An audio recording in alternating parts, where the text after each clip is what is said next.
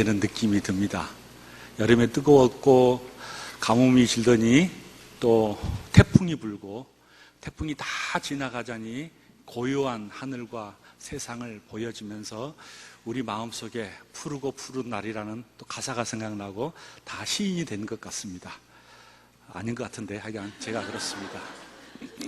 시인이 다 되는 것 같습니다. 그 시상이 떠오르고 있는데 그 많은 시편 중에서 지금 계속 우리가 또 119편을 목사님 통해서 말씀을 듣고 있지만 또 이 오후에 95편도 생각이 났습니다. 시인이 이렇게 이야기합니다. 시를 지어 즐거이 하나님께 노래하자. 이 가을에 우리 한 편의 시를 지어서 인생의 시를 짓고 삶의 시를 짓고 또 저와 여러분의 모든 인생사의 한 편의 글을 지어서 하나님께 노래하자.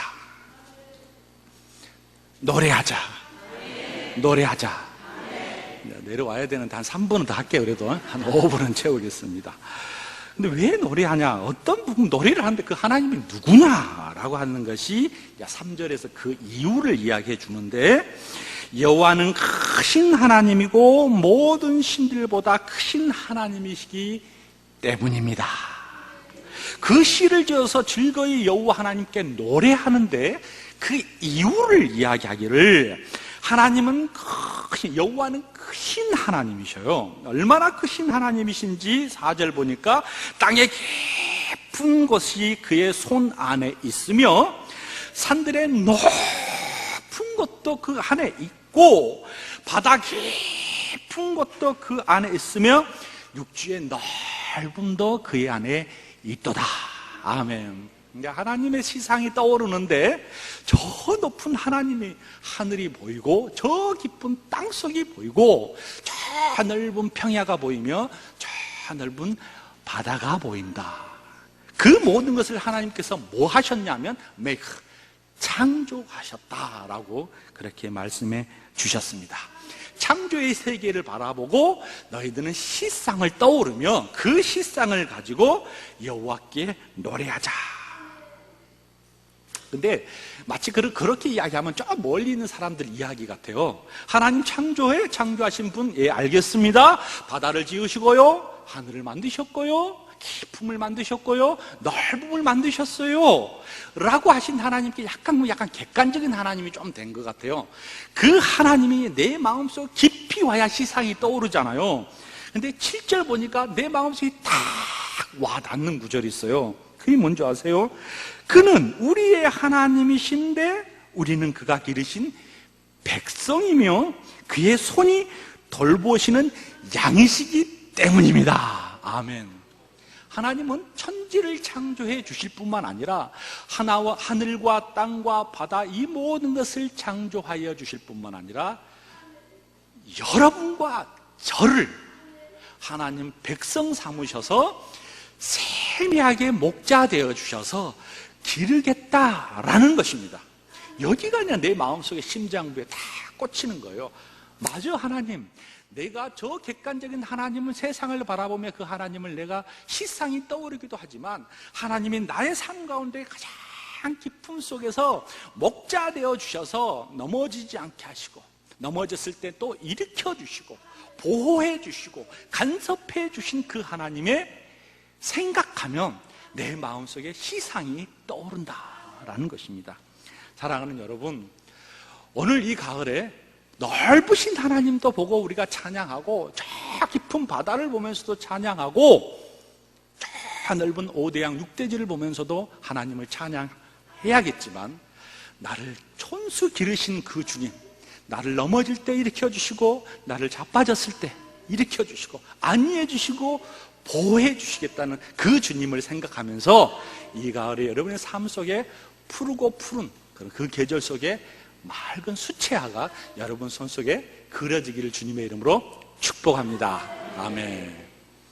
다 했어요. 저는 다 했어요. 자, 오늘 또 목사님께서 말씀해 주신 우리 교수님을 소개하겠습니다. 우리 임한귀 교수님께서 오셔서 우리에게 여러 가지 테마로 이제 말씀해 주실 것 같아요. 성경에서 말한 찬양이 뭐냐?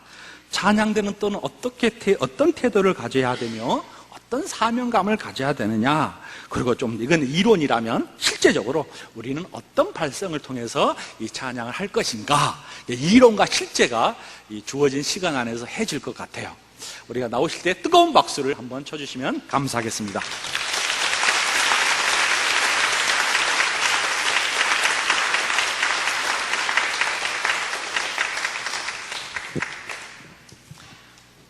예, 안녕하십니까.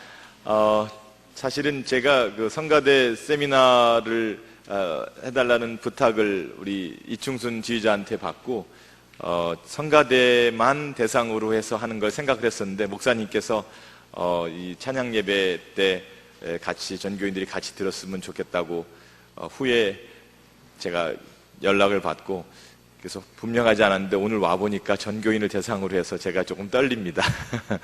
예, 하여튼 저한테 주어주신 하나님께서 오늘 저한테 이런 기회를 주셔서 너무 감사를 드리고, 목사님께도 감사를 드립니다. 저는 뭐 목사님들처럼 말씀을 전하는 사람이 아니라 음악가입니다. 저는 어렸을 때 사실 저희 아버님이 오랫동안 장로님을 하시다가 환갑이 되셔서 목사님 신학을 하셨어요. 그래서 목사님을 하시고 지금은 이제 은퇴를 하셨는데요. 감리교회 목사님이십니다. 어렸을 때 제가 이렇게 집에서 그 아버님께서 책을 이렇게 사두시면서 성경 무슨 주석이나 이런 성서 백과사전 같은 거 사주시면서 네가 나중에 목회할 때 쓸 책이다, 그러고 말씀을 하시곤 하셨어요. 그런데 제가 이제 고등학교를 졸업하고 대학을 갈 때쯤이 됐는데, 저도 이제 뭐 신학을 하든지 뭐 목사가 되든지 그렇게 해야겠다 생각을 했는데, 성악을 이렇게 레슨을 고등학교 때부터 받기 시작을 했어요. 그런데 저희 아버님이 야, 너 신학을 할 건데 왜 성악은 레슨을 받니? 이제 그렇게 말씀을 하시고, 저도 대학 갈 때 상당히 이제 고민을 했는데, 제가 이제 기도를 하나님께 드리기를 하나님께서 서울음대 성악과에 붙여주시면 제가 뜻으로 알고 가고, 만약에 떨어지면 하나님 뜻으로 알고 총회신학대학에 가겠습니다. 그리고 기도를 했는데 하나님께서 붙여주셔서 지금까지 음악가의 길을 가고 있습니다. 아까 그 성가대가 찬양하실 때에 여러분들이 다 같이 일어나셔서 찬양 내석을 바라보시면서 같은 마음으로 하나님께 영광을 돌렸는데요. 저는 깜짝 놀랐습니다. 왜냐하면 제가 성가대 세미나 할 때마다 제가 드리는 말씀이었는데, 찬양은 하나님께만 드리는 거고, 그래서 찬양대가 찬양할 때 제가 나중에 제가 어렸을 때 제가 생각하기에 제가 만약에 담임 목사가 나중에 된다면 우리 교회는 찬양대가 성가대 일어나서 할 때 온 교인이 다 같이 일어나게 하겠다. 그리고 성가 끝난 다음에 같이 아멘으로 하나님께 화답을 돌리겠다라고 그런 마음을 가지고 있었고요. 그리고 성가대 세미나 할 때마다 이 얘기를 꼭 했는데, 실제로 하는 교회는 제 평생에 처음입니다. 놀랍고 너무너무 감사하고 정말 하나님께 기뻐 받으시는 그런 찬양을 드리는 교회가 이 강성교회가 아닌가 하는 생각을 제가 옆에서 했고요. 너무나 감격스럽고 그렇습니다. 요즘에 현대인들한테는 음악이라는 것이 굉장히 중요하죠. 저는 아이가 셋인데요. 큰애가 지금 대학교 2학년입니다. 지금 미국에서 공부하고 있는데요. 걔가 공부할 때 보면은 음악을 이렇게 틀어놓고 공부를 해요. 저는 시끄러워서, 야, 음악을 들으면서 무슨 공부를 하니? 그랬더니 걔는 음악을 들어야 공부가 잘 된대요. 저는 도저히 이해할 수가 없는데 아마 세대 차이인가 봅니다. 근데 요즘에 아이들은 음악을 크게 틀어놔야 공부가 잘 되는 그런 생각을 갖고 있을 정도로 음악이 굉장히 중요하죠. 클래식 음악 하는 공연장마다 다들 열심히 준비해서 클래식 음악을 공연을 합니다. 그리고 또 트로트를 부르는 가수, 팝 부르는 가수, 요즘에 강남 스타일까지 많이 그렇게 부르는 사람들도 굉장히 열심히 노력을 해가지고 부르고, 그게 굉장한 기업이 되고 돈도 되고 그렇게 해가지고, 정말 이 현대에는 음악이라는 것을 떨어뜨려 놓고는 생활을 한다는 것이 참 어렵죠. 자동차를 타고 가면서도 음악을 듣고, 심지어 자전거 타고 가면서도 음악을 들어서 저는 굉장히 놀랄 때가 많아요. 안 들리니까. 그렇게 현대인들하고 음악은 떼려 뗄 수 없는 그런 관계에 있죠. 그런데 사실은 음악의 시초가 어디냐, 음악이 언제부터 발생됐는지, 음악의 역사, 음악사를 보면요. 음악의 역사를 보면 사실은 기록에 남겨진 거는 출애굽기 15장에 나오는 출애굽기에서 이스라엘 민족이 홍해를 건너가지 않습니까? 근데 뒤쫓아온 그 애굽의 군사들이 막 왔을 때 다 건너가고 난 다음에 그 물벽처럼 돼 있던 홍해가 딱 합쳐지면서 거기 있는 그 애굽의 군대들이 다 수장되지 않습니까? 그러고 난 다음에 미리암이 소고를 가지고 이스라엘 그 처녀들과 함께 여인들이 소고를 치면서 찬송을 부른 것, 이게 역사상 공식적으로 나와 있는 그 음악에 대한 기록입니다. 그 사실 음악사에 나와 있는 그 음악의 기록의 처음도 성경에 나와 있는 그런 거고요. 그리고 여러분들이 지금 우리 아까 목사님께서 소프라노, 알토, 테너, 베이스 이렇게 나눠 앉으시라고 그렇게 말씀을 드렸죠. 소프라노, 알토, 테너, 베이스 그냥 성가대뿐 아니라 보통 합창 일반 음악을 하는 세속 음악을 하는 사람들도 소프라노, 알토, 테너, 베이스를 부르죠. 그런데 사실은 그걸 부르게 된 것이 교회에서부터 시작이 됐습니다. 처음에는 요즘엔 이제 뭐 천주교에서도 그런 걸 하지만 이제 목사님이 사제가 그 신부가 하나님은 성전에 계신 너희는 잠잠할지어다 그렇게 하면 성도들이 아멘 이렇게 했는데요. 그냥 이렇게 부르다 보니까 굉장히 좀 심심하단 말이죠. 그래서 하나님은 성전에 계시니 너희는 잠잠할지어다 그랬더니 성도들이 아멘. 그거보다는 앞에 좀 뭘 좀 하는 게 좋겠죠. 그래서 하나님은 성전에 계시니 너희는 잠잠할지어다 아멘. 이렇게 그 성도 교독문 하는 거 있잖아요. 교독하는 거를 거기다가 곡절을 붙여서 부르기 시작을 했습니다. 그런데 그게 절기마다 이제 우리가 종교개혁을 해서 개신교가 생겨나기 전에 절기마다 새롭게 새로운 가사와 음율로 된 것이 그레고리안 찬트입니다. 그건 천주교 음악도 아니고요. 그 당시에는 기독교 하나였기 때문에 그레고리안 찬트라는 것이 만들어서 그렇게 불려지게 됐습니다. 그런데 그거를 이렇게 부르다 보니까 그 부르는 파트를 테너라고 불렀습니다. 그 그레고리안 찬트가 멜로디가 있는 파트를. 왜냐하면 테너라는 말이 이렇게 지속하다, 테네레라는 동사에서 나왔습니다. 그래서 지속하다, 지속. 하나 할렐루야 하고 이렇게 지속을 하게 됐고요. 거기에다가 그 테너 파트보다 조금 높게 부른 파트, 화음을 붙인 게 알토 파트입니다. 알토란 뜻이 무슨 뜻인지 아세요? 높다는 뜻이에요. 알토는 우리 낮다고 생각하죠. 어디에 대해서 높으냐면 테너 그 원래 그레고리안 찬트 멜로디보다는 높은 것이 알토입니다. 베이스는 콘트라 베이스란 말 들어보셨어요? 거기에 대해서 이 그레고리안 찬트 멜로디에 대해서 낮게 부르는 것을 베이스라고 부르고요. 소프라노는 아주 높다고 그래서 수페리우스, 그래서 소프라노라고 그렇게 됐습니다. 그래서 사실은 소프라노, 알토, 테너, 베이스가 세속음악에 있는 거를 뭐 음악대학에서 배운 거를 교회에 가져온 것이 아니라 원래 교회에서부터 시작된 것이 소프라노, 알토, 테너, 베이스가 교회에서부터 시작이 되게 됐습니다. 그리고 14세기의 그 교회 음악에 보면 이렇게 되어 있습니다. 교회에서 불려졌던 음악의 멜로디를 가지고 밖에 나가서 부르게 됩니다. 그래서 하나님은 성전에 계시니 너희는 잠잠할지어다 아멘. 이 멜로디를 교회에서 배워서 알고 있거든요. 나가가지고는 자기가 좀 예쁘다고 생각하는 여자가 나타나면 나는 네가 좋은데 너는 날 어떻게 생각하느냐, 그러니까 저쪽 좋다 이렇게 얘기가 되는 거예요.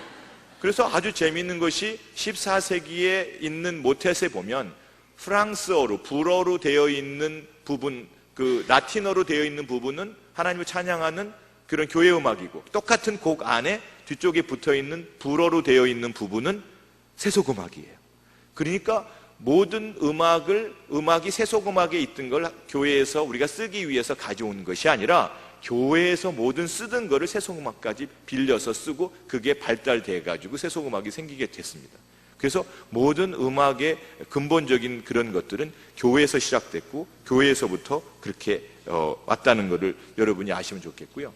제가 석사 학위를 한 그 학교가 있습니다. 미국의 웨스트민스터 콰이어 컬리지라는 그 아주 합창으로 유명한 미국 뉴저지 프린스턴에 있는 대학인데, 거기 그 지하에 도서관 지하에 보면은 세계에서 합창학부가 제일 많습니다. 근데 그 목록이 있어요. 지금은 아마 컴퓨터로 이렇게 했겠지만, 제가 학교 다닐 때만 해도 벌써 뭐 한 20년 전 얘기이기 때문에 목록이 있는데요. 교회 음악 목록은 이만큼이에요. 세속 음악 목록은 합창 목록이 요만큼이에요. 비교가 되지 않습니다. 합창곡의 수많은 부분이 훨씬 뭐 몇 배가 되는 부분이 교회 음악이고, 세속 음악은 아주 적습니다. 그런 걸 봐도 우리가 음악은 교회에서부터 시작됐고, 교회에서 불려지는 그런 것들이 가장 중요하다, 그런 말씀을 제가 드리고 싶고요. 자, 그 다음에는 찬양이란 무엇인가 한번 우리가 생각을 한번 해보도록 하겠습니다. 찬양이란 첫 번째로 창조의 목적이라고 말씀드릴 수가 있습니다. 거기는 제가 시편 69편 30절에서 31절을 써놨습니다. 내가 노래로 하나님의 이름을 찬송하며 감사함으로 하나님을 광대하시다 하리니, 이것이 소 곧 뿔과 굽이 있는 황소를 드림보다 여호와를 더욱 기쁘시게 함이 될 것이라. 이것이 하나님께서 말씀하신 것이고요. 그리고 이사야서 43장 21절에는 이 백성은 내가 나를 위하여 지었나니 나의 찬송을 부르게 하려 함이니라. 하나님께서 우리를 창조하신 그 목적이 찬송을 하게 하기 위한 것이 목적이라는 것입니다. 굉장히 참 중요한 거죠. 우리는 하나님 우리 창조하신 것이 교회 잘 다니기 위해서, 다른 사람을 구원하기 위해서, 전도하기 위해서, 이 땅에서 평화롭게 살기 위해서 이렇게 생각할 수 있지만, 하나님께서 우리를 창조하신 목적은 우리를 통해서 하나님께서 찬송을 받으시기 위해서 창조하셨다는 그런 것이 놀랍게 이사야서에 이렇게 기록이 되어 있죠. 그 다음에 찬양이라는 것은 구원의 기쁨과 감사입니다. 하나님께서 우리 같은 사람을 구원하셨고, 그 구원의 기쁨과 감격이 있는 것을 찬양을 통해서 하나님께 드려지는 거죠. 그래서 시편 96편 2절에 보면 여호와께 노래하며 그 이름을 송축하며 그 구원을 날마다 선포할지어다, 이렇게 되어 있습니다. 그래서 우리가 부르는 찬송에 보면은 찬송이 신앙 고백이 되죠. 그리고 또 곡조 있는 기도가 되죠. 그래서 여러분 찬송가 중에서 신실하신 주 내 아버지여 늘 함께 계시니 두려움 없네, 내 신앙의 고백이 되고 내 그 구원에 대한 그 기쁨이 되죠. 주여 지난밤 내 꿈에 배웠으니 그 꿈 이루어 주옵소서. 밤과 아침에 계시로 보여주사 항상 은혜를 주옵소서. 우리가 그 구원의 기쁨과 우리 신앙의 고백을 찬송을 통해 가지고, 찬양을 통해서 할 수가 있는 거죠. 그 다음 세 번째는 찬양은 영으로 하는 노래입니다. 고린도전서 14장 15절에 보면, 그러면 어떻게 할꼬? 내가 영으로 기도하고 또 마음으로 기도하며 내가 영으로 찬미하고 또 마음으로 찬미하리니.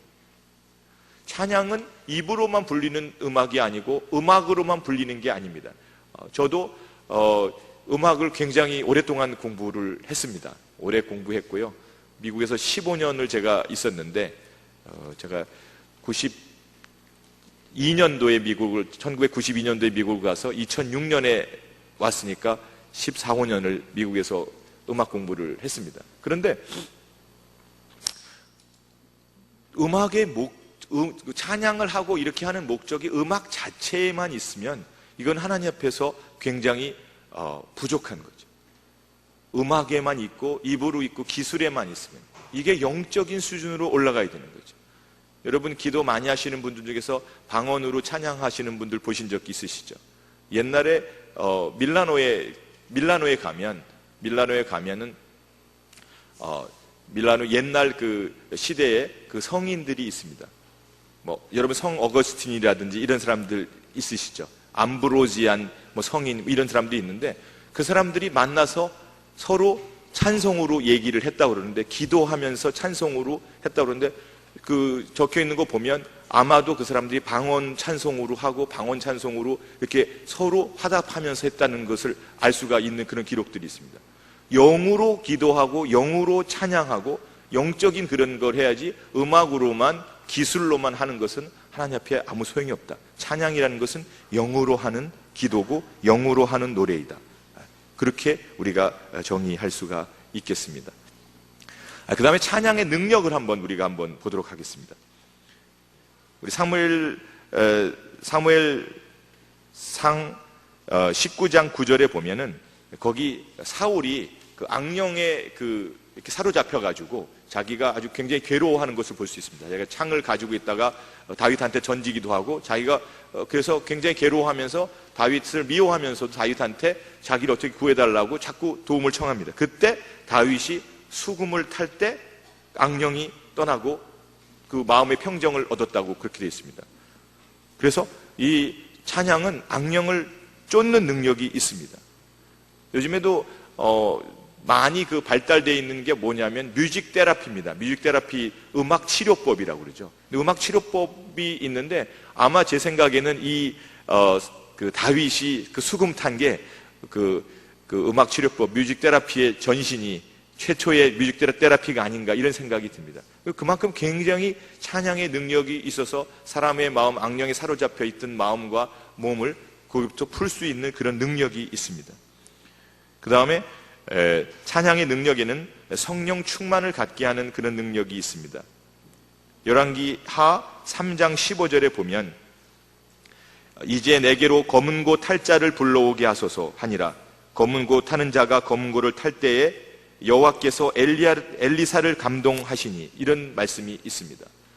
좀 이상하죠? 검은고를 탄, 우리나라 검은고지만 거기서 하프 같은 거겠죠? 하프 비슷한 그런 걸 텐데, 검은고를 타는데 하나님께서 엘리사를 감동시켜서 엘리사가 성령의 충만함을 받게 됐다는 것이, 이것이 참 다른 거죠. 찬양대가 찬양을 하고 성도님들이 찬양을 하는 데는 하나님의 능력이 있어서 성령 충만을 받게 하는 그런 능력, 위대한 능력이 찬양 속에 있는 겁니다. 그 다음에는 세 번째는 병 고치는 능력이 있습니다. 여러분 주위에서도 찬양을 통해서 치료받는 그런 것들을 많이 아마 보셨을 텐데요. 제가 미국에 있을 때 저보다 먼저 지휘하셨던 대학 선배님이 계세요. 한 10년 정도 선배님이신데 제가 그분을 처음 봤더니 얼굴이 새까만 거예요.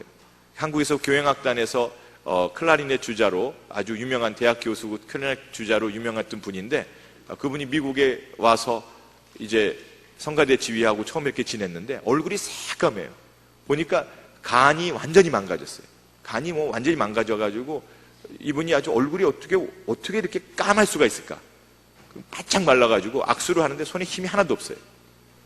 그랬던 분인데 이분이 아주 은혜스러운 교회의 지휘를 맡게 되고, 그분이 신앙생활을 철저하게 처음부터 새롭게 시작하는 마음으로 시작을 했어요. 꾸준히 신앙생활을 하고 난 다음에 이분이 얼굴이 변하는데요, 얼굴이 하얘지는 거예요. 핏기가 돌고, 그 다음에 말에도 손에도 힘이 생기고 능력이 됐어요. 그분이 15년을 더 사시다가 나중에 돌아가시긴 했는데, 그분 이 장례식 때 제가 참석을 했었어요. 예배당이 굉장히 큰 예배당이 거기에 꽉 찼었어요. 사람들이 와가지고 그분을 향해서 안타까운 마음이 있지만, 미국에서는 그 장례식 때 관을 가운데다 이렇게 두고 예배를 드리거든요. 뷰잉 서비스라고 해서 관뚜껑을 이렇게 나중에 예배 끝난 다음에 뚜껑을 열어서 이렇게 관을 봐요. 처음에 저도 좀 무섭고 왜 저러나 그랬는데, 미국 사람들 풍속이에요.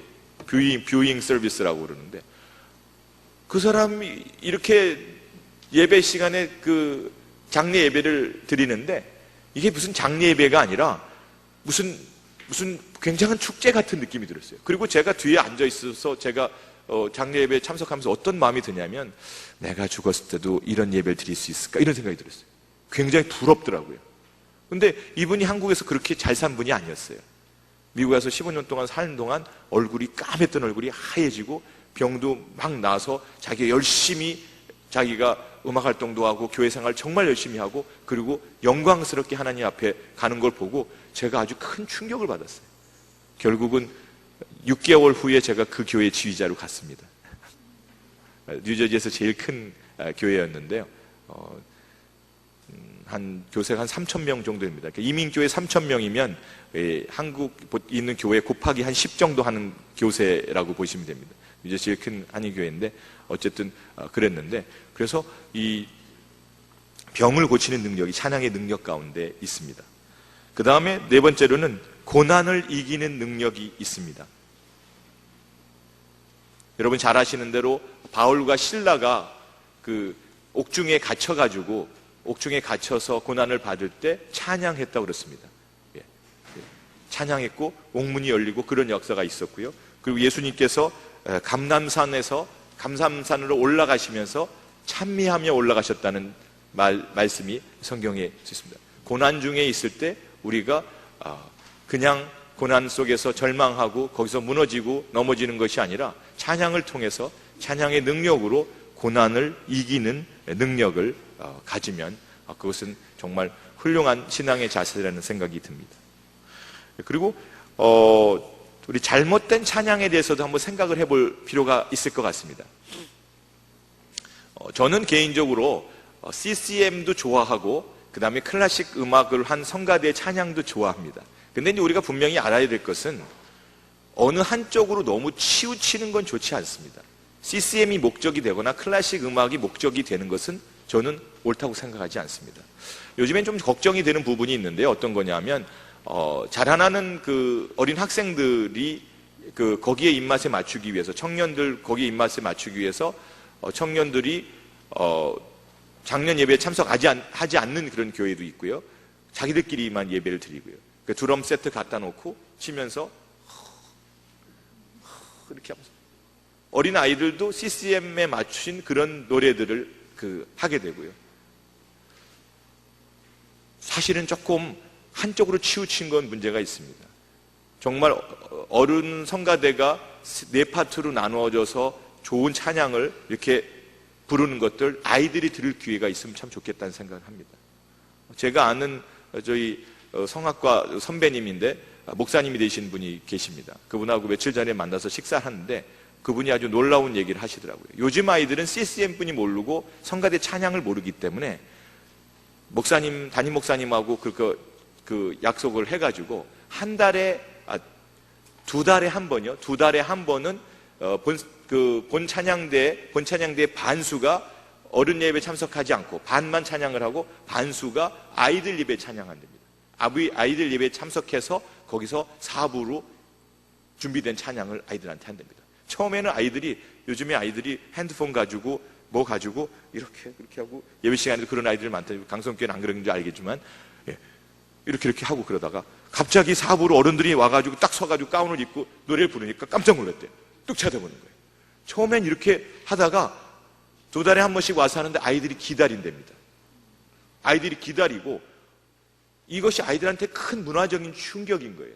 그런 사부로 한 그런 찬양을 듣지 못하다가 실제로 라이브로 그걸 찬양을 들으니까 아이들 마음속에 그런 것들이 생기기 시작하는 거예요.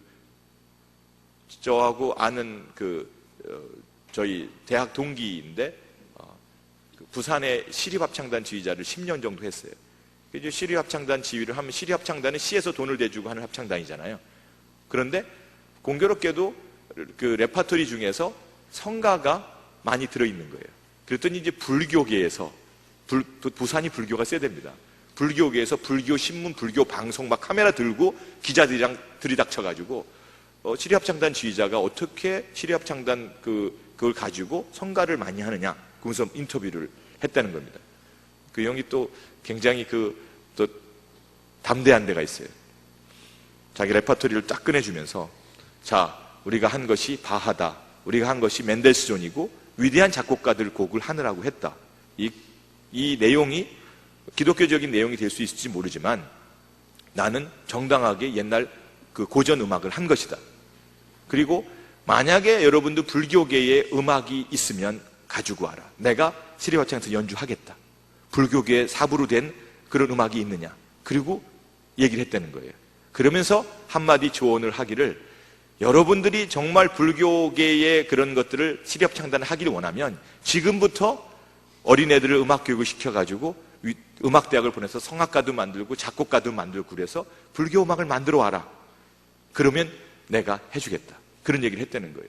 제가 이 말씀을 드리느냐 하면 우리 앞으로 오는 세대, 지금 그 초등학교, 유년주일학교, 중등부, 고등부 있는 세대에서 클래식 음악, 좋은 성가 이런 거 듣지 못하고 CCM에만 그 한정되게 해서 그렇게 되면 이게 밸런스가 안 맞습니다. 균형이 안 맞고 한쪽으로 치우치게 되고 나중에는 성가대 없어지는 얘기까지 나옵니다. 실제로 한국 교회에서 성가대를 없애는 그런 교회들도 있습니다. 그래서 목사님 뭐 계시지만 저는 도저히 이해할 수가 없고요. 하나님께로 향하는 어떤 그런 목표가 있으면 어떻게 성가대를 없앨 수가 있겠는가? 교인들이 은혜를 받고 우리가 마음을 다해서 하나님께 찬양을 드려서 CCM을 부를 수 있지만 CCM의 목적과 그런 것도 제가 나중에 또 말씀드리겠습니다만 하나님을 향한 것이 아니라 사람을 향하는 그런 겁니다. 아까 목사님께서 회개 찬송 하는 거 자제해달라고 말씀을 하셨는데 저도 똑같은 심정입니다. 회개하자 하나님께 회개합시다. 이거는 하나님께 드린 찬양이 아니에요. 우리들끼리 부르는 그런 신앙적인 노래입니다. 그래서 우리가 어린아이들을 교육하는 것을 성가대를 중심으로 한 예배를 중심으로 한 그런 교육을 우리가 정말 잘할 필요가 있고요. 어린아이들이 그걸 좋아한다고 해서 CCM만 드럼 치면서 하는 것만 좋아하게 하고 그것만 하면 편식이 돼가지고 이상한 영향실조에 걸리고 문화적으로나 신앙적으로나 영적으로나 나중에는 교회의 음악의 지도자들이 연속성이 끊어지는 그런 결과가 올지도 모른다는 그런 우려를 갖게 합니다. 그래서 잘못된 찬양은 감각과 감정에 치우치는 찬양이 되면 안 됩니다. 그래서 저는 CCM을 좋아합니다. 저도 CCM을 통해서 은혜 받고 그렇습니다. 그렇지만 CCM만 하는 찬양은 좋지 않습니다. 저는 손뼉 치는 거 좋다고 생각합니다. 또 손뼉 안 치는 것도 좋다고 생각합니다. 손뼉을 치는 것도 내가 마음이 동해서 손뼉을 칠 수 있습니다. 또 나는 손뼉을 치면 굉장히 감각적이고 그런데 내가 감정에 치우쳐서 안 치는 것도 좋다고 생각합니다. 손뼉을 치고 안 치고가 중요한 것이 아니고 내가 감정과 감각에 치우친 찬양을 하느냐, 이것은 분명히 잘못된 겁니다. 그래서 우리가 정말 승화된 찬양을 하나님께 드렸으면 좋겠어요. 드럼을 치는 것도 드럼을 칠 때 우리가 어떤 그 신앙적인 힘을 우리가 이렇게 북돋기 위해서 드럼을 칠 수 있습니다. 그런데 드럼을 치는 것이 마치 세상에 어느 곳에서 치는 것 같은 그런 감각적이고 말초신경을 자극하고 그런 걸 통해 가지고 일어나는 것이 마치 어떤 신앙적인 영적인 감흥인 양 생각하는 것은 크게 잘못된 것이고요. 그래서 어느 정도의 그 절제와 그런 것들이 필요하고요. 경건성이 그 결여된 찬양은 옳지 않은 찬양이라고 생각이 됩니다. 두 번째는 아까 제가 말씀드렸던 것처럼 음악적인 것에만 관심이 있는 찬양, 이것도 잘못됐다고 생각합니다. 어렸을 때 저희 어머니께서 그런 말씀을 하셨어요. 교회는 신앙이 있는 아이들은, 신앙이 있는 청년들은 성가대를 열심히 안 하고, 신앙이 있는 청년들은 성가대를 열심히 안 하고, 아니요, 말 잘못했습니다. 신앙이 있는 청년들은 음악을 잘 못하고, 그 음악을 잘하는 청년들은 신앙이 없어서 열심히 안 하는데, 이거 참 좋겠다. 네가 나중에 크면 열심히 신앙을 가지고 열심히 교회에서 봉사했으면 좋겠다. 이런 말씀을 저희 어머니께서 하셨습니다. 우리가 음악에만 집중되어 있을 때, 음악에만 관심이 있을 때 이것은 찬양으로서의 그런 올바른 그 찬양이 아닙니다. 물론 우리가 열심히 음악을 잘 준비해야겠죠. 그렇지만 음악 자체에만 관심이 있는 찬양은 잘못된 찬양이라고 생각합니다. 세 번째는 사람을 향해서 부르는 찬양은 잘못된 찬양입니다. 우리가 성가대에서 일어나서 여러분이 다 같이 일어나서 하시는 찬양, 이거야말로 진정한 찬양입니다. 우리를 회중을 대표해서 찬양대가 찬양을 드리고 온 성도가 같이 찬양하지 않지만 같은 마음으로 하나님께 드리고 성가대가 끝났을 때 아멘 화답하고 나도 같은 마음으로 하나님께 드립니다. 이것이 이 강성교회의 이 예배가 진짜 아름다운 찬양의 모습이라고 볼 수 있습니다. 사람을 향해 부르는 찬양이 아니라 하나님께만 드리는 찬양. 제가 그 군대 생활할 때 육군사관학교에서 군대 생활을 했습니다. 거의 그 이등병 때부터 병장까지 성가대 지휘를 했습니다. 물론 다른 평소에는 다른 그게 있고요. 그리고 주일날만 와서 찬양대를 지휘를 했습니다. 그런데 한 번은 거기 이제 육사 그 교수부의 대령 세 분이 장로가 되셨어요. 그 교회 장로 장립식을 했는데 육사에서 그 장로 장립식을 하다 보니까 육군 본부에서 참모총장도 오시고 별들이 그냥 빼곡하게 찼어요. 엄청난 사람들이 왔어요. 저는 그때 뭐 상병이었는지 병장이었는지 하여튼 그렇고요. 성가대하고 뭐 오케스트라하고 같이 해가지고 찬양을 하는데 제 마음속에 한편으로 어떤 생각이 참모총장이 오셨는데 좀 잘해야지 이런 마음이 드는 거예요. 그래서 제가 스스로 이제 기도를 했어요. 하나님, 이 찬양은 참모총장 드리라고 하는 찬양이 아닙니다. 이 찬양은 온전히 하나님께만 드리는 찬양입니다. 그리고 제가 스스로 강하게 기도하고 그리고 하나님께만 드려진 내 마음을 그렇게 해서 지휘했던 그런 경험이 있습니다. 여러분 잘 아시는 대로 제가 소망교회 지휘자입니다. 제가 5년 동안 1부 성가대를 지휘하고 지금 2부 성가대를 지휘하고 있는데 이명박 대통령이 1부 예배에 나오십니다. 대통령 되시기 전에 저보다 한 5째 줄 뒤에 앉아서 늘 예배를 1부 예배 때 드리셨는데, 그리고 그 후에는 이제 뭐 경호상의 문제도 있고 뭐 오시면 그때 뭐 경호 때문에 차량이 아주 복잡해집니다. 그래서 부활절이나 성탄절에만 오십니다. 그런데 어떤 성가대원이 내려가면서 그런 얘기를 하더라고요. 아유, 영광이야. 대통령하고 같이 예배를 드리고. 그런 얘기를 하신 거예요.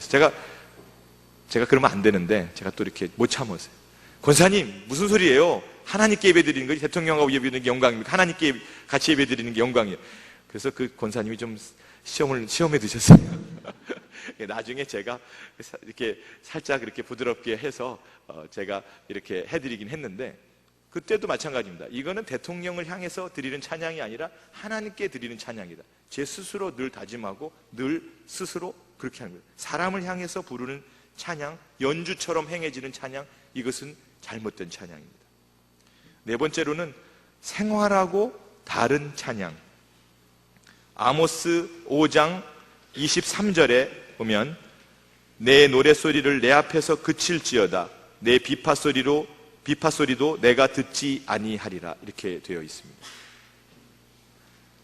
참 어려운 부분이죠. 여러분들도 하나님 앞에 늘 회개하고 늘 바로 살려고 노력하시고 그렇게 하지만 그런 겸손함이 없을 때, 우리가 교만해지고 하나님 앞에 늘 돌아보는 것이 없을 때 하나님께서 우리의 찬양을 받지 않으실 수 있다는 것을 우리가 두려운 마음으로 늘 생각하면서 우리가 찬양을 준비하고 찬양할 필요가 있다는 그런 생각을 합니다. 자, 이번에는 성가대는 과연 어떤 것인가에 대해서 한번 생각해 보시도록 하겠습니다. 우리가 흔히 얘기하죠. 세마포 겉옷을 입은 노래하는 자.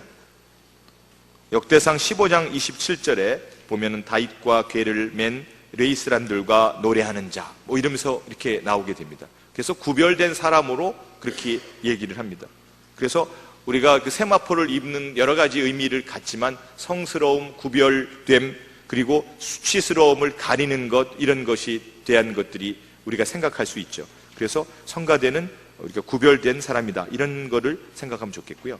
성가대는 또 두 번째는 노래를 가르치는 자. 역대상 15장 22절에 보면 레위 사람의 족장 그냐냐는 노래에 익숙함으로 노래를 주장하여 사람에게 가르치는 자요, 이렇게 되어 있습니다.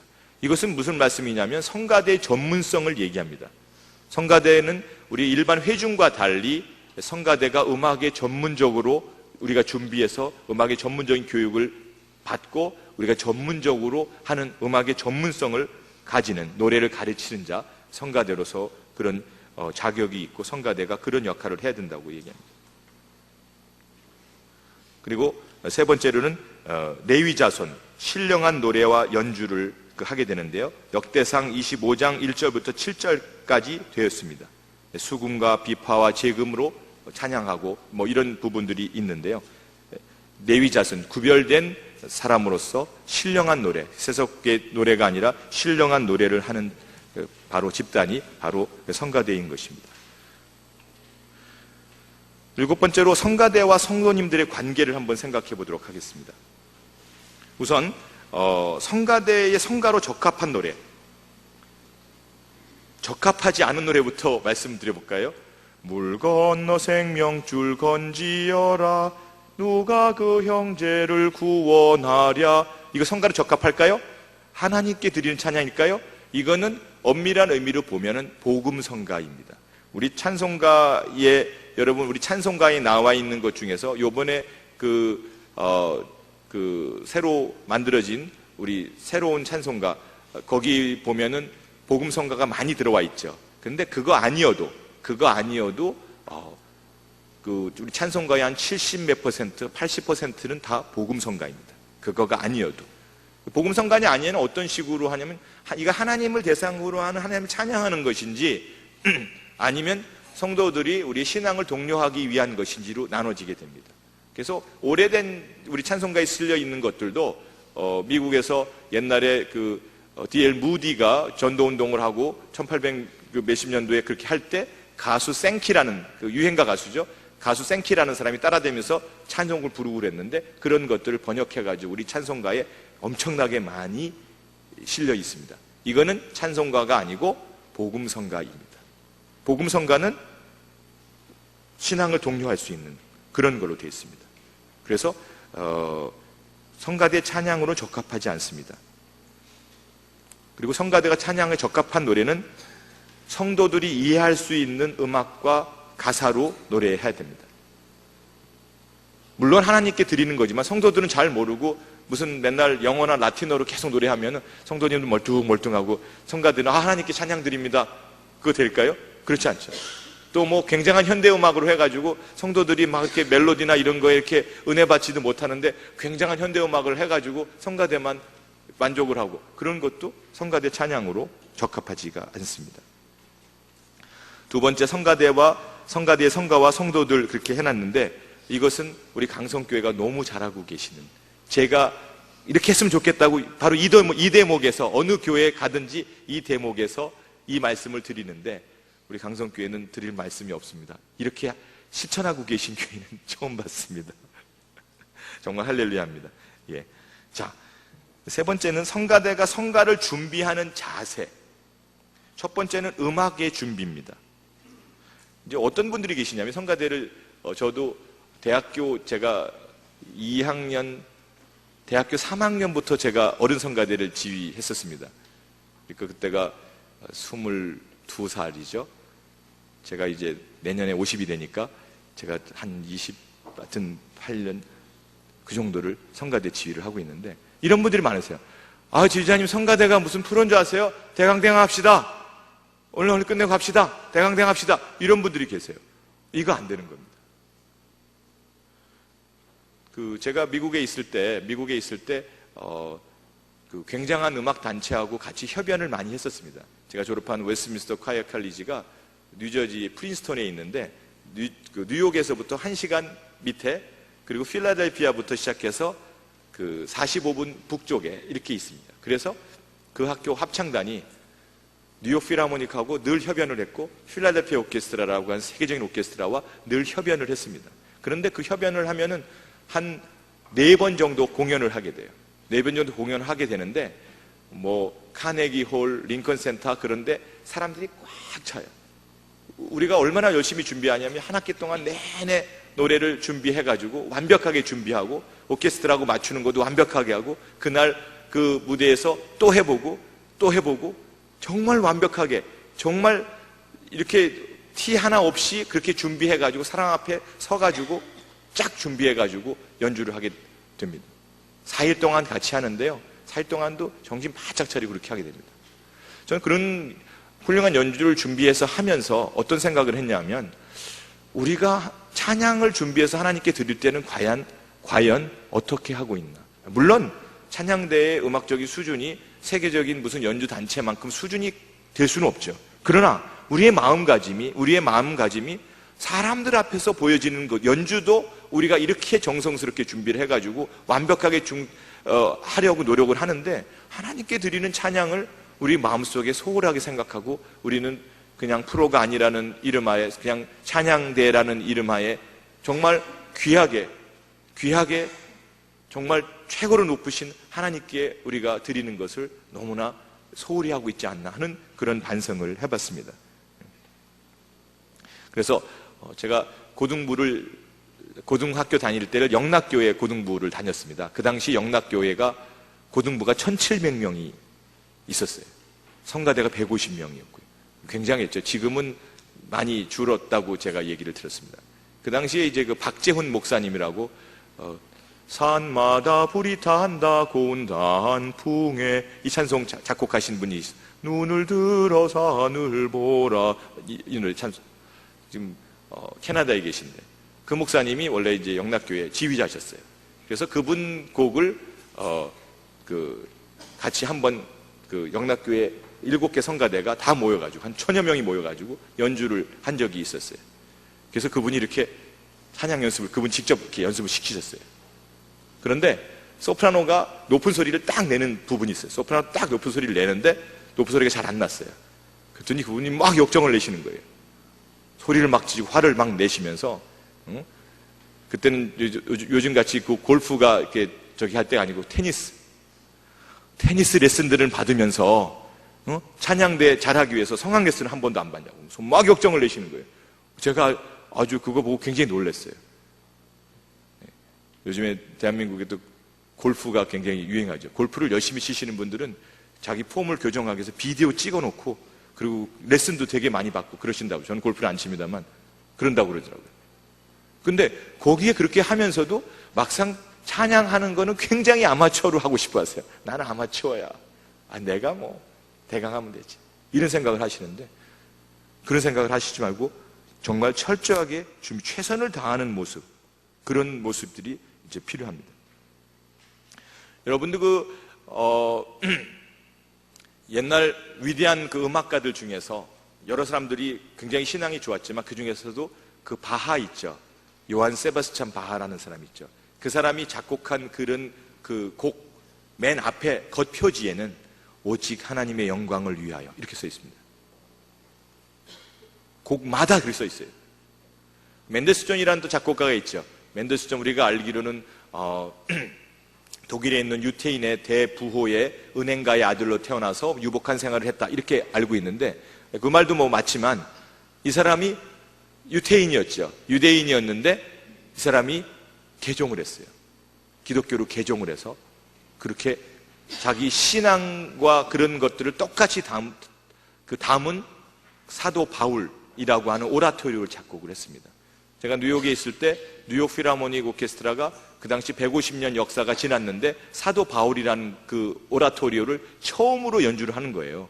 그래서 이상하다고 생각했어요. 제가 뉴욕 필하모닉이 그걸 연주하기 전에 1년 전에 제가 교회에서 사도 바울이라는 오라토리오를 했거든요. 이상하다. 왜 그럴까? 왜 뉴욕 필하모닉은 사도 바울을 150년 만에 처음 이제야 하는 걸까 생각했더니 뉴욕에는 유대인들이 많잖아요. 돈 많은 유대인들이, 힘 있는 유대인들이 많아요. 그래서 미국에서는 요즘에도 메리 크리스마스라는 말을 방송에서 못해요. 메리 크리스마스 하면은 그 사람은 법에 저촉돼요. 기독교만 편향해서 한다 이렇게 해요. 그래서 해피 할로데이스, 행복한 휴일 되세요. 이렇게 공식적으로는 그렇게 방송에서 하게 돼 있어요. 왜 그런 줄 아세요? 유대인들이 그렇게 한 거예요. 그 사람들의 그 명절 하누카라는 게 있거든요. 크리스마스하고 비슷한 때에 있어요.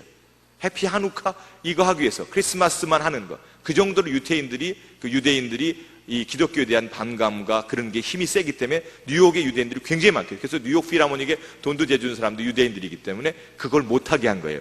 그게 뭐예요? 사도 바울. 사도 바울이 어떤 사람이에요? 유태인에서 기독교로 하나님을 영접하고 개종한 사람. 그걸 만든 사람이 맨델스존인데 맨델스존이 본인이 유태인이면서 개종해가지고 그걸 만든 거예요. 그러니까 그 사람들 보기에는 엄청난 반역이죠. 엄청난 반역이 되는 그 곡을 그렇게 만든 거죠. 그래서 위대한 작곡가 중에서 요한 세바스찬 바하나 그 맨델스존이나 위대한 신앙에 있는 사람들이 굉장히 많았어요. 그 사람들이 자기의 혼과 신앙과 음악적인 그런 정성을 다해서 작곡을 해서 철저한 음악 준비를 해가지고 하나님께 영광을 돌렸던 것을 알 수 있습니다. 그다음 성가대가 찬양을 준비할 때는 기도로 준비해야 합니다. 우리가 아무리 음악적으로 한다고 해도 기도로 준비한 찬양하고 기도로 준비하지 않은 찬양하고는 너무나 큰 차이가 있습니다. 왜냐하면 찬양은 입으로만 음악으로만 부르는 것이 아니라 영으로 하는 노래이기 때문에 그렇습니다. 제가 대학교 1학년 때 영락교회 그 대학생 성가대가 호산나 성가대라고 지금도 있습니다만 그 순회 연주를 떠났습니다. 그래서 한 번은 이쪽 한 번은 저쪽 이 지방을 돌면서 하는데 그때는 그 전라도 지역 호남 지역을 이렇게 다니면서 찬양 연주를 했는데 이리에 갔더니 이리에 신광교회라고 무지무지하게 큰 교회가 있더라고요. 저 깜짝 놀랐어요. 지방에 그런 교회가 있는 80년대 초반인데 굉장히 거대하게 아름답게 이렇게 지어놨어요. 그때 우리 그 대학생 성가대 한 100여 명이 가가지고 찬양을 했어요. 찬양을 준비하면서 조별 모임을 하면서 기도했어요. 하나님 찬양의 능력이 있게 해주십시오. 그리고 조별로 모여가지고 기도를 했습니다. 그리고 찬양을 했어요. 그 당시만 해도 에어컨 이런 게 잘 안 돼가지고 수천 명이 모여가지고 뜨거운 열기가 올라오는데 여름이니까 저희는 안에다가 뭐 검은 바지에 그 와이셔츠 입고 여성들도 그 반팔 브라우스 입고 그 위에다가 가운을 입었어요. 열기가 막 올라오고 우리가 그 연주 여행을 다니느라고 지쳐 있었어요. 찬양을 하다가 여학생들 몇 명이 쓰러지는 거예요. 그러면은 장로님들 둘째 없고 나가고 찬양은 계속되고 찬양을 하는데 이렇게 보니까 성도님들이 앞에 이렇게 보니까 다 울고 있는 거예요. 이렇게 보니까 다 찬양을 들으면서 울고 있는 거예요. 우리도 찬양하면서 막 울고 은혜의 도가니 이런 은혜의 도가니 우리 뭐 굉장히 음악적인 곡을 했어요. 그런데 이게 그냥 음악으로 끝나는 게 아니라 은혜의 도가니로 바뀌었어요. 다 우는 거예요. 저는 깜짝 놀랐어요. 야, 우리가 그 철없는 대학생들이 자기들끼리 뭐 같이 놀러 다니고 뭐 이렇게 하면서 찬양한다고 그렇게 했지만 모여서 기도하고 준비한 찬양에 그런 폭발적인 능력, 우리가 생각하지 못했던 영적인 능력, 하나님이 주시는 은혜가 그 자리에 꽉 같이 계시더라고요. 그래서 제가 엄청난 충격과 은혜를 제가 찬양을 하면서 받았습니다. 그래서 기도하지 않고 기도로 준비하지 않는 찬양은 아무리 음악적으로 훌륭해도 그것은 의미가 없다는 그런 생각을 하게 됩니다. 그 다음에 찬송의 종류는 간단하게 넘어가도록 하겠습니다. 찬송가는 하나님께 영광을 돌리는 노래입니다. 주로 클래식 음악의 성격을 띠고요. 그래서 복음 성가와는 구별되어 있습니다. 성가라는 것은 찬양대의 찬양으로 적합한 그런 곡들입니다. 그리고 복음 성가라는 그런 것은 아까 말씀드린 것처럼 유행가의 성격을 가진 그 곡 자체의 성격이 유행가의 성격을 가졌어요. 거기서 가사만 이렇게 바꾸고 그리고 굉장히 이렇게 조금 직접적인 표현을 하는 그런 곡들이 그 복음성가입니다. 복음성가를 통해서 우리가 많이 은혜도 받고 손뼉도 치고 손도 들고 그렇게 찬양할 수 있지만 제가 아까 말씀드렸던 것처럼 그런 균형을 맞춰서 교회에서 하는 것이 중요하다. 그래서 교육적인 면에서도 그렇고 복음성가에 대한 그런 것들을 여러분이 이렇게 해주시면 좋겠습니다. 자, 마지막으로는 하나님께서 기뻐 받으시는 찬양. 이제 지금까지 한 거에 대한 총정리인데요. 첫 번째, 하나님께서 기뻐 받으시는 찬양은 영으로 하는 찬양입니다. 영으로 하는 찬양. 두 번째, 하나님께서 기뻐 받으시는 찬양은 최선을 다하는 찬양입니다. 내가 부족하든 내가 능력이 있든 능력이 없든 내 최선을 다해서 음악적인 거든 다른 거든. 제가 소망교회에 2006년에 한국 교육하면서 지휘를 지금까지 하고 있는데요. 소망교회에 여러분이 들으시기에는 복잡한 얘기도 듣고 그러는데 실제로는 그렇게까지 복잡하지 않습니다. 그리고 조금 이제 조금 이렇게 무리를 일으키시는 몇 분들에 의해서 굉장히 이렇게 언론에 바로 그걸 본인들이 막 얘기하기 때문에 굉장히 그런데 교회 내부적으로는 굉장히 안정돼 있고 목사님 말씀 좋으시고 성도들이 다 같이 열심히 하는 그런 분위기입니다. 그런데 소망교회 처음 와가지고 제가 깜짝 놀란 게 있어요. 성가대 시간에 늦는 사람이 없어요. 다 제 시간에 30분 먼저 와서 기다려서 간식 드시고 앉아서 기도하시고 환담하시고 시작해요. 늦게 오는 분이 없어요. 저 진짜 깜짝 놀랐습니다. 그리고 출석률이 굉장히 좋아요. 제가 일부 찬양대 할 때 일부는 목요일날 연습을 했었는데요. 목요일날 연습에 90% 나와요. 늦는 사람 없고, 그리고 봉사하시는 성가대 내 봉사하시는 분들이 목숨 걸고 하세요. 진짜로. 그래서 우리가 최선을 다하는 그런 찬양 하나님께서 받으신다, 이런 말씀을 드리고 싶습니다. 그리고 세 번째는 하나님께만 드리는 겸손한 찬양입니다. 모든 것들을 포커스를 하나님께만 두고 하는 그런 겸손한 찬양, 이런 찬양을 하나님께서 기뻐 받으신다고 생각합니다. 제가 목사님이 아니고 제가 음악가로서 이렇게 이런 말씀을 드리게 돼서 정말 송구스럽게 생각하고요.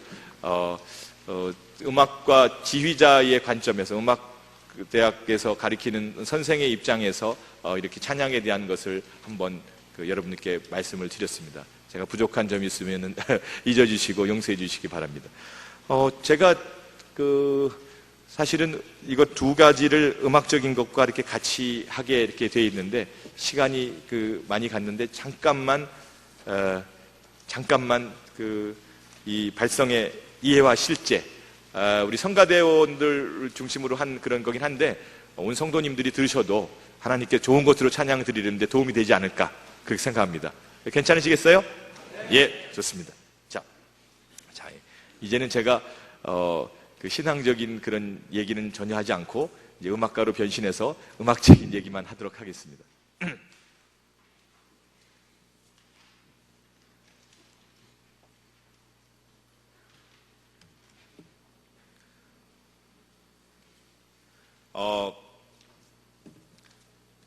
노래를 잘하기 위해서 여러 가지 기술이 필요합니다.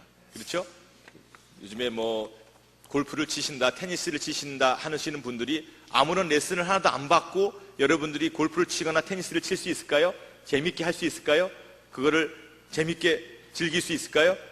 거의 불가능하죠. 사실은 어떻게 보면 노래하는 것도 그렇습니다. 노래하는 것도 그렇습니다. 찬양을 드린다고 해서 내가 마음은 뜨거운 마음이 있는데 찬양의 기술이 없으면 우리가 하기가 어렵죠. 먼저 소리가 어디서, 지금은 예배 시간이긴 하지만 여러분들이 대답도 좀 크게 해주시고요. 그렇게 하셨으면 좋겠습니다. 사람의 소리가 어디서부터 시작합니까? 아무나 한번 크게 말씀해 보세요. 목이요? 예, 좋습니다. 목. 아주 굉장히 근접하셨습니다. 입안. 예, 어디요? 성대. 예, 이분은 아주 지혜로우신 분이, 살짝 보니까 성대부터 나왔거든요. 성대라고. 목도 맞고 입안도 맞습니다만 실제로 소리 자체가 시작되는 부분은 어디예요? 성대입니다. 성대는 요 목 안에, 후두라고 하는 요 안에 들어있는데 어떻게 생겼냐면요,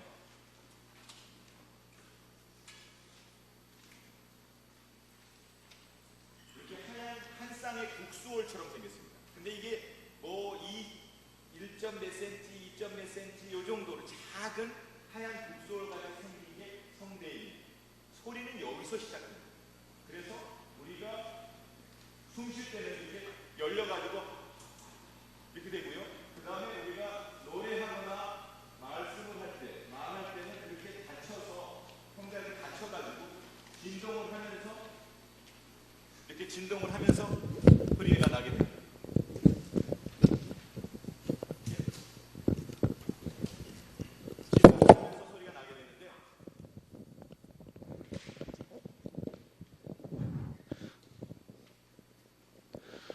노래를 잘 하시려면 우선 성대가 건강하셔야 합니다. 예. 목사님들이나 또 기도 많이 하시는 권사님 중에, 예, 열심히가 이런 분들 계시잖아요. 그분들은 성대가 딱 안 붙어요. 국악에 창하시는 분들 보면 왠지 걸쭉하고 소리가 약간 쉰 듯하고 폭포수에서 피를 한번 토했더니 소리가 득음했다, 이런 분들 계시잖아요. 그런 분들은 성대에 약간 성대 자체에 건강하지 않게 돼가지고 성대가 이렇게 딱 닫아지지 않는 거예요. 그래서 좋은 노래를 하시려면 우선 성대를 딱 닫고 노래하셔야 돼요. 그래서 우리가 노래할 때는 하품하는 것처럼 목을 열고 노래해야 되지만 성대는 닫고 노래해야 돼요. 잘 이해가 안 되시죠? 제가 한번 시범을 보이겠습니다. 넥타이를 조금 풀고요. 성대도 열고 그리고 목도 연 소리를 한번 내겠습니다. 이거는 성대도 열고 목도 여는 소리입니다. 이번에는 성대도 닫고 목도 닫은 소리를 내보겠습니다. 저 보세요. 이건 성대도 닫고 목도 닫은 소리입니다. 이번에는 목은 열고 성대를 닫은 소리 해보세요.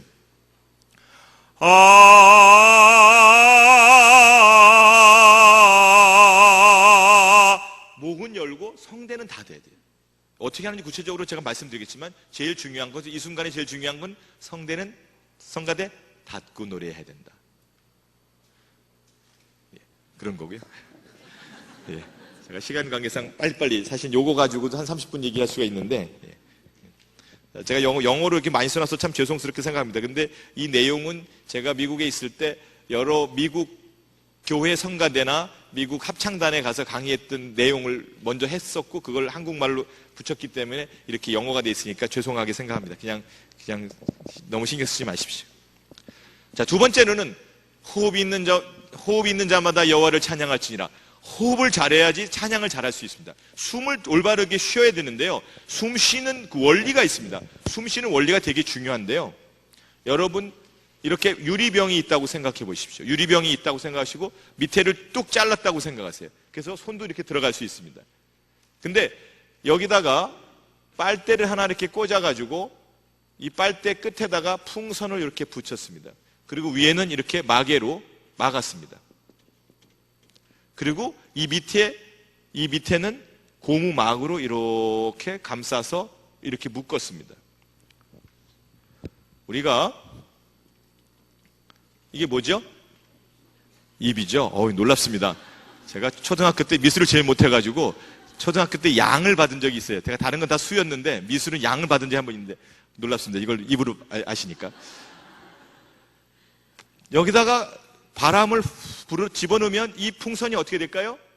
커지죠. 풍선이 커집니다. 근데 풍선이 커지는데 여기는 지금 딱딱한 유리병으로 돼 있어가지고 여기는 어떻게 돼요? 터지지 않는 한 가만히 있겠죠. 그런데 여기 고무막으로 돼서 다행히 고무막으로 돼 있죠. 그럼 이 풍선이 커지면 이게 어떻게 될까요? 이렇게 내려오게 되겠죠. 이게 사람 몸을 우리가 비유해서 놓은 겁니다. 자, 그렇다면 이 풍선은 사람 몸에서 뭐가 될까요? 허파, 폐. 우리 강성교회 성도님들은 굉장히 아주 지적으로 뛰어나십니다. 허파가 되겠죠. 그렇다면 여기 있는 고무막은 우리 사람에서 뭐가 될까요? 놀랍습니다. 여기 성가되세요? 횡격막입니다.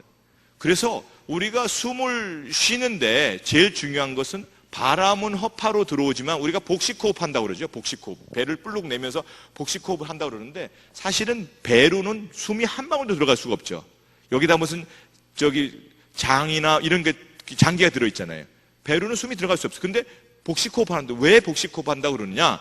숨은 폐로 들어가지만 숨 쉬어서 우리가 폐가 할 때 여기 이렇게 있는 이렇게 밥주바 같이 생긴 이 횡격막이 이렇게 펴지면서 밑으로 이렇게 되니까 배가 불룩 나오게 되는 것처럼 보여서 우리가 복식호흡을 한다고 하는 겁니다. 그래서 사실은 복식호흡 한다는 얘기는 횡격막이죠. 그래서 우리가 호흡을 잘하는 게 중요한데 제가 어렸을 때 지금 대학교 2학년 된 저희 큰애가 아들이 미국에서 저는 죄송합니다. 애가 셋입니다. 원시인이죠. 애가 셋인. 미국에서 나가지고 이렇게 기어다니면서 TV 틀어놨어요. 그때 세서미 스트릿이라고 이렇게 노란 새 나오고 큰 새 나오고 그런 건데 거기 이렇게 틀어주고 그랬는데 어느 날 보니까 이거하고 똑같이 생긴 그런 실험을 하는 거예요. 그래서 제가 깜짝 놀랐어요. 제가 한국에서 대학 졸업하고 애들 성악 레슨 가르칠 때 이걸 이렇게 그리면서 설명을 했는데 똑같은 걸 하는 거예요, 실제로. 근데 걔들은 여기다 바람을 불어넣지 않고 대신 여기 있는 이 고무막을 밑으로 쭉 당기는 거예요. 그랬더니 이 풍선이 어떻게 됐겠어요? 확 늘어났어요. 그래서 제가 무릎을 탁 쳤어요. 바로 저거다. 우리가 숨을 일부러 쉬려고 그러면 여기도 힘들어하고 이렇게 긴장이 되잖아요. 그거보다는 횡격막을 밑으로 내리는 것처럼 뚝 떨어뜨리는 거죠. 그러면 숨이 자동적으로 들어오고, 그러면은 힘이 덜 들어간다. 그 후에 제가 미국의 발성 세미나나 이런 걸 다녀보니까 유명한 성악 선생들이 다 그렇게 가르치는 거예요. 그래가지고 여러분 한번 해보실래요? 자, 숨을 다 뽑아버렸어요. 다 뽑아보세요. 다 빼세요. 숨을 다 빼시고 힘들 때까지 다 빼시고 딱 멈추고 기다리고 계세요. 힘드시면 저한테 손을 들으세요. 그럼 우리 하나, 둘, 셋 하면 손을 딱 올리면서 숨을 딱 들여 마십니다. 하나, 둘, 셋. 손 이렇게 올리면서. 다시 한번 해볼까요? 네, 다시 한번 해볼까요? 자, 찬양 잘하시기 위해서는 다 같이 한번 하셔야 됩니다. 자, 숨을 쫙 내보내세요. 다 뽑으세요. 다 내쉬고 숨 들여 마시지 마세요. 딱 멈추고 계세요. 참으세요. 도저히 숨이 마려워서 죽을 것 같다. 숨 꼭 들여 마시겠어. 손 드세요. 예, 좋습니다. 자, 다 같이 하나, 둘, 셋. 예, 좋습니다. 예. 굉장히 모습이 아름답으니까 갑자기 손이 딱 올라오니까. 예, 좋습니다. 그래서 우리가 숨이 이렇게 숨 쉬고 싶을 때 이걸 긴장을 탁 놓으면 하면 숨이 쑥 들어오게 됩니다. 그게 훨씬 좋고 호흡도 밑으로 가고 그렇게 숨 쉬는 겁니다. 아시겠죠? 우리가 노래하다가 중간중간에 숨 쉴 때 물 건너 생명줄 던지어라 쑥 그냥 내려오게.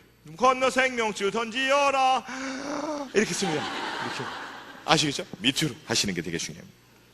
그래서 성경막 중요하고요. 갈비뼈가 중요합니다. 갈비뼈. 예, 갈비의 시절이 돌아왔죠. 예, 추석 되면 갈비들 드시고 갈비뼈. 위에서 이렇게 보면 갈비뼈가 이렇게 있는데 위에서 보면 노래하실 숨을 들이마실 때 갈비뼈가 이렇게 벌어져요. 여기 한번 잡아보세요. 여기 잡아보시고 입을 다무시고 코로 숨 들이마시면서 갈비뼈가 이렇게 벌어지도록 숨을 쉬어보세요. 시작.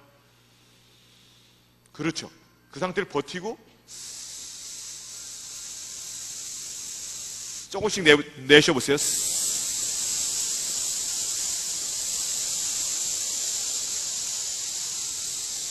다 내셨으면 딱 멈추고 계시고 아까처럼 숨을 횡격막 뚝 떨어뜨리면서 숨 다시 들이마십니다. 시작. 숨 뚝 들이마시 시작.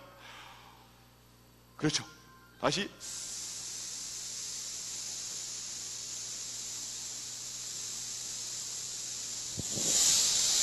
이때 될 수 있으면 이 갈비뼈가 조금씩 줄어드시죠. 줄어드는 건 당연한데 될 수 있으면 안 줄어들려고 버티려고 노력을 하시는 게 중요해요. 그러면 여러분들이 지금 숨 들여 마시고 갈비뼈를 이렇게 유지하시면 노래를 여러분들이 얼마든지 길게 하실 수 있으세요. 제가 하는 거 한번 보실래요? 저 보세요.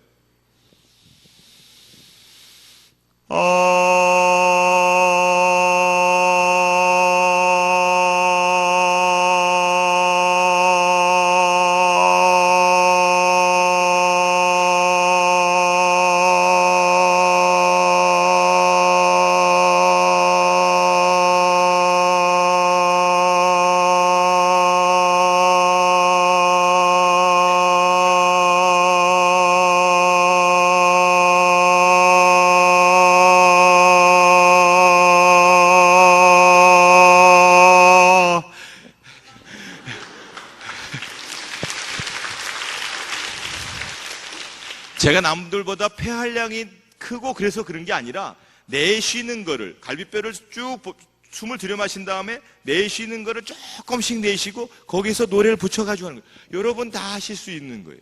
어떻게 할 때? 숨을 맛있게 들여 마시고 갈비뼈를 열어서 맛있게 숨 들여 마시고 내쉬는 거를 조금씩. 그래서 우리 연습할 때는 성가대도 그렇고 혹은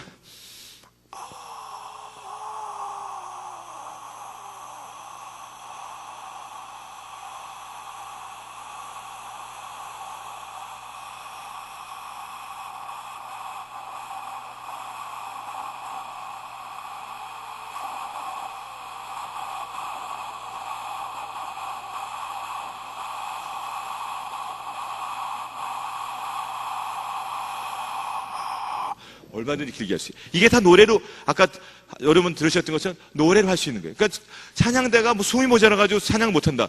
이거는 있을 수가 없죠. 아시겠죠? 그래서 갈비뼈를 열어서 여러분들이 숨 쉬고 노래하시면 좋겠습니다. 그 다음 노래를 잘하려면 뭘 잘해야 되냐면 횡격막 운동을 해야 돼. 횡격막 운동이란 건 어떤 거냐면 다른 게 아니에요. 강아지가 여름에 그 더울 때 막 뛰어놀잖아요. 뛰고 난 다음에 헐떡거리죠.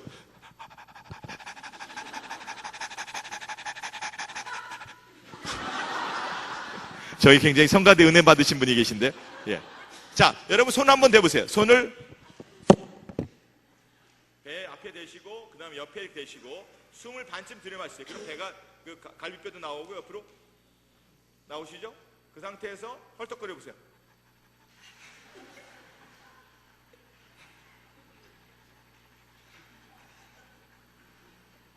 이때 배가 왔다 갔다 해야 됩니다. 예. 예.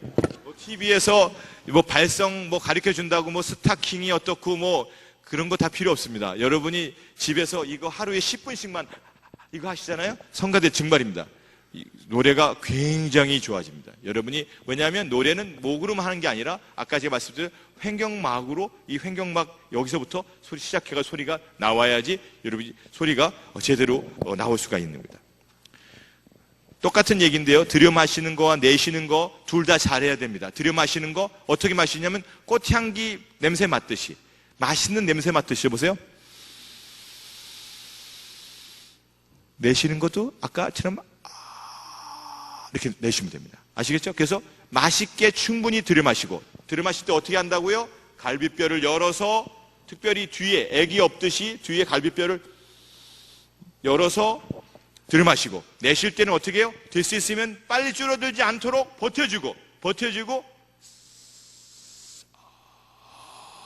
이렇게 그 연습을 많이 하시면 숨도 길어지고 여러분들이 좋은 호흡을 갖고 노래할 수 있습니다. 세 번째는 몸풀기와 자세. 몸 푼다고 해서 뭐 애기 낳는 얘기가 아니고요. 예. 노래를 잘하려면 몸이 이렇게 릴렉스가 됩니다. 굳어져 있어가지고 노래가, 좋은 노래가 나올 수가 없습니다. 풀어져야 됩니다. 그래서 여러분들이 자세도 굉장히 똑바로 서서, 하늘에서 뭘 이렇게 머리통을 이렇게 잡아 당긴다고 생각해 보세요. 이 머리 여기 뒤에 꼭지를 잡아 당긴다고 생각해 보세요. 그럼 이렇게 되겠죠, 이렇게. 어떤 분은 이렇게 해가지고 노래가 안 됩니다. 잡아 당기면 이렇게 되겠죠, 이렇게. 키 크게, 키가 큰 상태로, 이렇게 들려있는 상태로, 그런 상태로 노래하시면 좋겠고요. 온몸이 풀어져 있어야 됩니다. 특히 성가대 찬양 연습하시기 전에 이렇게 체조 같은 거, 어깨를 푼다든지, 그냥 턱 마사지 하는 게 중요합니다. 턱 마사지 하라고 그러면 어떤 분들은 콜드크림 마사지를 이렇게 막 하는 분이 있는데 그건 아니고요.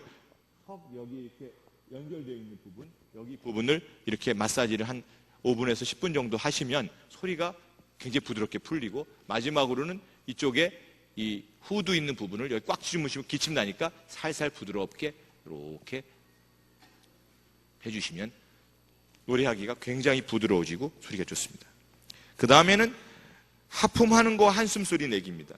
우리가 하품할 때 할 때 우리가 목이 열리게 됩니다. 아까 제가 성대는 닫고 목은 열자고 그랬죠, 성가대원들. 그래서 하품하는 거죠. 그 다음에 우리가 한숨 소리 내는 거 있죠.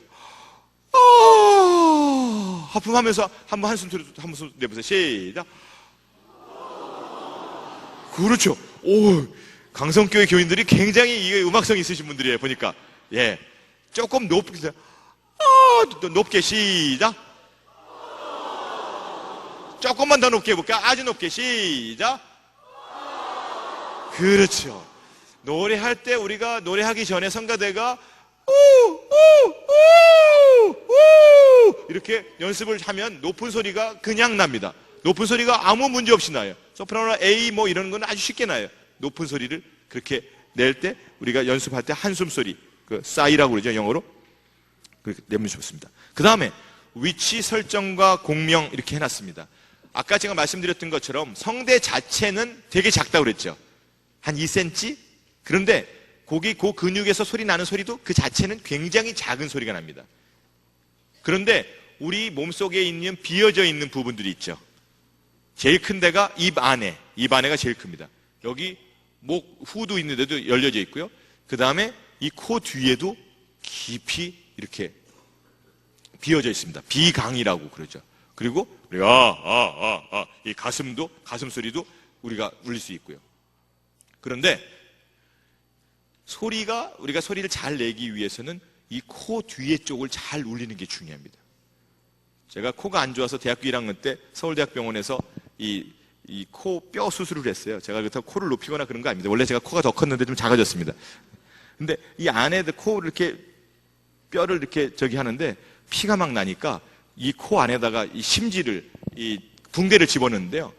한없이 들어가는 거예요. 한없이. 막 들어가고 뭐 이만큼이 들어가는데 이 안에가 얼마큼 큰지 이 안에 들어가는데 엄청나게 크더라고요. 친구들이 병문안을 왔어요. 그랬더니 저한테, 야, 너 평소에 코가 큰데 오늘은 진짜 코 크다. 그래서 제가, 야, 그렇게 웃기려면 빨리 가. 근데 이 안에 심지가 굉장히 많이 들어갑니다. 이 안에가 굉장히 많이 비어 있는데 노래를 잘하려면 이 안에 코 뒤쪽을 울려야 합니다. 근데 코 뒤쪽을 울리려면 어떻게 해야 되냐면 입천장을 바짝 들어야 됩니다. 입천장.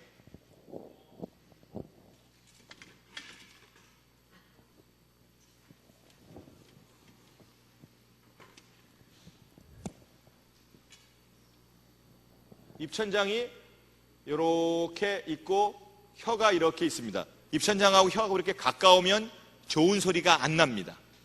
어떻게 해야 되냐면 높은 소리 날 때는 특별히 입천장이 바짝 이렇게 올라가고 혀는 밑으로 이렇게 깔리고 이렇게 돼야 좋은 소리가 납니다. 그래서 입천장을 올리는 연습을 해야 돼요. 성가대원들은 지나가다가도 갑자기 이렇게 3발 정도 지나가다가 갑자기 올리고 올리는 연습을 해야 돼요. 그래야지 높은 소리를 잘 낼 수 있어요. 그래서 안 되면요, 그 입천장이 잘 안 올라가시면 여러분 그 파마가 눌리지 않는 범위 내에서 힘을 주면서 이렇게 소리를 낼 수 있어요. 아시겠죠? 목에 힘을 주는 게 아니라 입천장에 거기만 힘이 들어갈 수 있도록 그렇게 하시는 게 중요합니다. 그럴 때 소리가 입으로 그냥 나오지 않고 이 안으로 돌아서 이쪽 코 뒤에 있는 비강을 울려가지고 소리가 나게 됩니다. 자, 그 다음에 목 열기. 아까 제가 목 어떻게 여는지 말씀을 구체적으로 안 드렸는데, 목 연다는 건 이런 겁니다.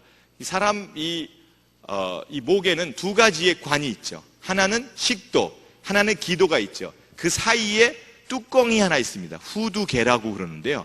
우리가 침을 삼키면 이게 올라가죠. 저 보세요. 올라가죠. 이럴 때는 이 뚜껑이 식도 쪽을 열어주고 기도 쪽을 닫는 겁니다. 우리가 하품하면 이게 내려갑니다. 저 보세요. 내려가죠. 이럴 때는 어떻게 해요? 식도 쪽을 닫고 기도 쪽을 열어주게 됩니다. 우리가 노래할 때는 기도 쪽을 열어줄도록 노래해야 되는데, 하품하는 것처럼, 하품할 때 하품하는 것처럼 열면서 노래하는 것이, 목을 열고 노래하는 것이 대단히 중요합니다. 자, 그 다음에 7번째로는 숨 위에 소리를 실어내기. 요즘에 그 가수 중에서 박진영이 소리반, 노래반 이런 얘기 하죠. 그거 놀라운 얘기입니다. 그 제대로 아는 얘기고요. 그 친구 어떻게 그 얘기를 아는지, 아마 그 성악을 하다가 그 가수 트레이너로 하는 친구들이 많이 하는 얘기일 거라는 생각이 드는데요. 진짜 중요한 겁니다. 숨 위에다가 소리를 실어서 합니다. 숨을 불어내는 것처럼 숨을 나가고 그 위에다 소리를 내셔야 돼요. 그러니까 주여 지난 밤 내 꿈에 배웠으니, 숨을 내면서 그 위에다 소리를 실어서 내시는 겁니다. 아시겠죠? 숨을 불어내면서 그 위에다, 숨 위에다 소리를 실어서 내는 것이 중요합니다. 연구개와 혀, 제가 지금 말씀드렸죠?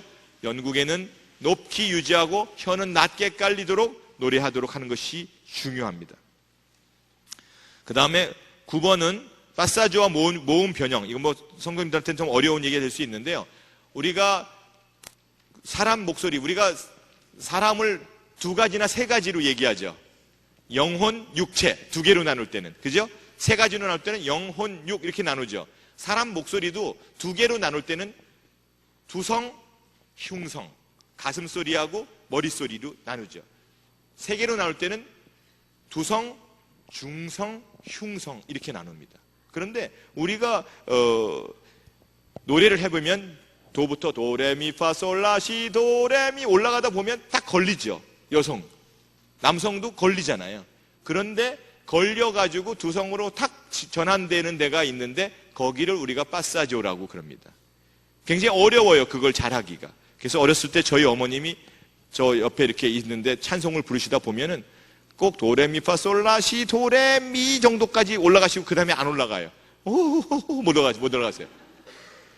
근데 여러분들이 이 파사지오라는 거는 그 브릿지 부분입니다.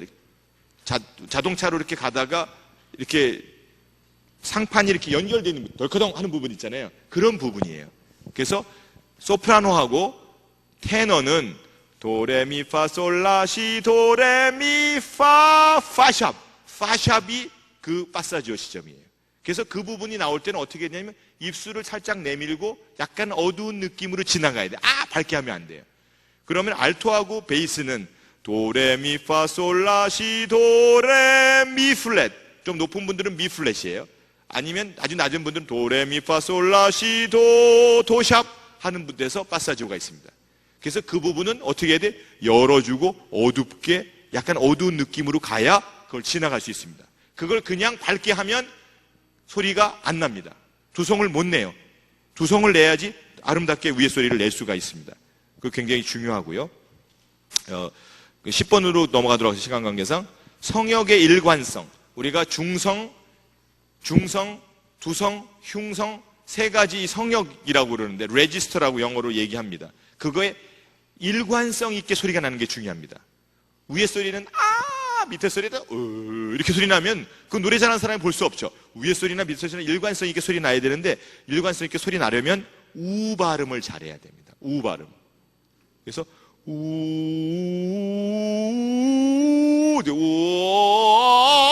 이렇게 되면은 이건 안 되는 겁니다. 아시겠죠? 좋습니다. 그 다음에 몸으로 노래하기. 소리를 내면서 목으로만 노래하는 게 아니라 온 몸으로 노래를 해야 되는데 우리가 높은 소리 날수록 더 밑으로 생각을 해야 됩니다. 밑으로 생각을 하고. 그리고 소리가 낮을수록 더 거꾸로 들면서 소리를 내야 됩니다. 알토 밑에 소리 날 때 이렇게 소리 내면 안 되고요. 알토가 소리 날 때 밑에 소리 날수록 더 이렇게 들면서 소리 내야 돼요. 소프라노가 위에 소리 날 때 같이 이렇게 들면 안 되고요. 낮추면서 반대로 낮추면서 공명은 높게 들면서 가볍게 하면서 느낌은 낮춰서 그렇게 온몸으로 노래할 수 있도록 하시는 것이 중요합니다. 높은 음을 날 때는 소리를 밝게 생각해서 바로 낸다고 생각하시는 게 중요하고요. 그리고 정확한 음정을 생각하고 소리 내면은 높은 소리를 잘 낼 수 있습니다. 예. 13번하고 14번은 구체적으로 우리 찬양대하고 함께 하는 그런 부분이기 때문에 나중에 우리가 기회가 있을 때 같이 연습을 하도록 하겠습니다. 여러분, 장시간, 제가, 교역자가 아닌데, 이렇게 목사님께서 이렇게 기회를 주셔서 부족한데 이렇게, 강의할 수 있도록 도와주셔서 너무 감사드리고요. 모쪼록, 제가 드린 여러 가지가 여러분 찬양하시는데 조금이나마 도움이 됐으면 합니다. 예, 감사합니다.